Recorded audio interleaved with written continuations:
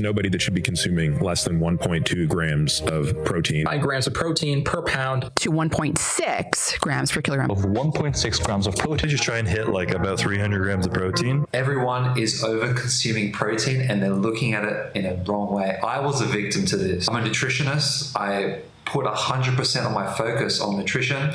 And I want to start off with a little story to explain how the human body actually works. When astronauts go to space, they lose about 2% of their bone mineral density every month.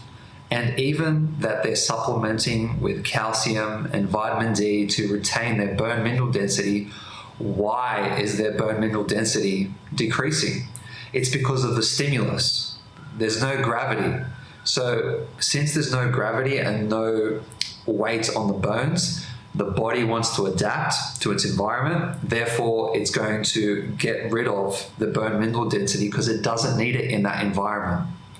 That applies to your muscle here on Earth. If I give you 3 grams of protein per kilo, which is twice the amount to build muscle, and you're not stimulating the muscle, the body is going to adapt to its environment and it's going to get rid of the muscle over a course of months and years. So when the scientific evidence and people on social media say 1.6 grams of protein per kilo, it doesn't matter if you're not doing any exercise. So if you're living a sedentary lifestyle, if you're just, at home, you're working a 9-to-5 job, life gets busy, I understand that. But if you're not stimulating your body, the amount of protein that you're eating, it doesn't matter. Play a clip from a world-renowned researcher in the field of protein and muscle. And the nice thing about showing that is actually having young guys,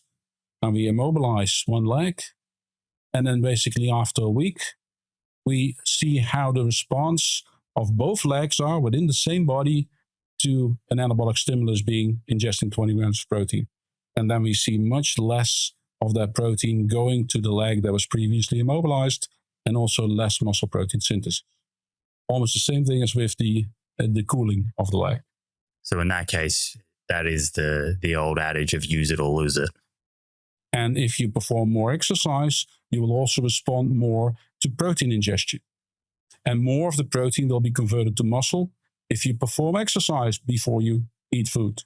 So before you even consider of how much protein you consume, you need to have a foundation for exercise. Now, I'm not telling you to go train 4 to 6 days a week in the gym. It's unsustainable. There is a rule to muscle stimulus that everyone applies to, which is stimulating each muscle group at least once a fortnight. This means you can do an upper body day one week and then a lower body day the other week. On the intensity of exercise that I do per day, I try to do a rating of 1 to 3 every day. This can be a daily walk, it could be a swim, it could be some yoga, it could be some light movement such as lymphatic draining in the morning. You want to be stimulating your muscles and your body at a 7 to 10 once a week minimum. This is going to stimulate that fortnightly response to say that, hey, I want to keep these muscles around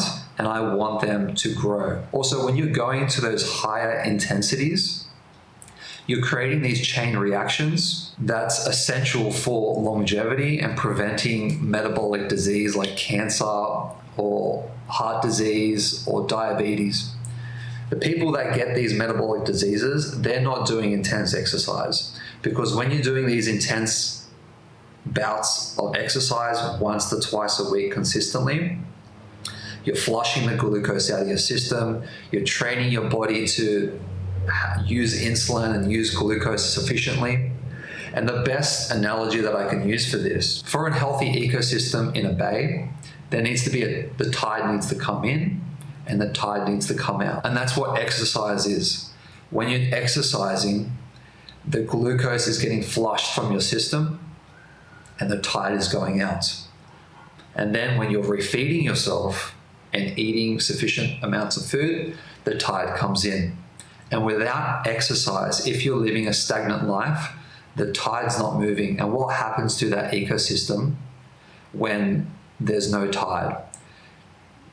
The ecosystem eventually dies. You're stimulating each muscle group at least once a fortnight.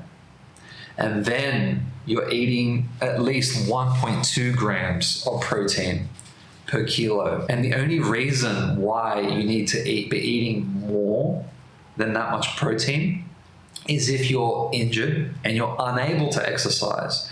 But if you're living a sedentary lifestyle, not injured and not exercising, that is no excuse. So I'm Mike, I'm an accredited nutritionist. If you do work with me, we are not going to just look at food. I'll be looking at your physical activity because it's more important than the food intake itself. Subscribe to the channel and I'll see you guys in the next one.